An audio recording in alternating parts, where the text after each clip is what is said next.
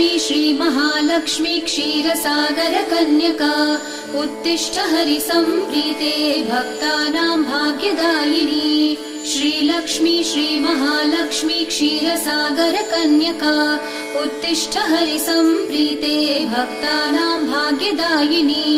उत्तिष्ठोत्तिष्ठ श्रीलक्ष्मी विष्णुवक्षस्थलालये उत्तिष्ठ करुणापूर्णे लोकानां शुभदायिनी उत्तिष्ठोत्तिष्ठ श्रीलक्ष्मी विष्णुवक्षस्थलालये उत्तिष्ठ करुणापूर्णे लोकानां शुभदायिनी श्रीपद्ममध्यवसिते वरपद्मनेत्रे श्रीपद्महस्तचिरपूजित पद्मपादे श्रीपद्मजात जननी शुभपद्मवक्त्रे श्रीलक्ष्मी भक्तवरदे तव सुप्रभातम्।